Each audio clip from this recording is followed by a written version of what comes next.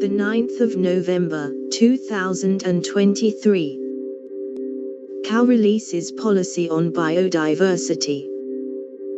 Cow has revised its action policies on conservation of biodiversity via its newly published Action Policy on Biodiversity. The J-Beauty firm will continue to actively engage in biodiversity conservation and restoration, as well as take actions that help nature regenerate. The post-cow releases policy on biodiversity appeared first on Global Cosmetics News.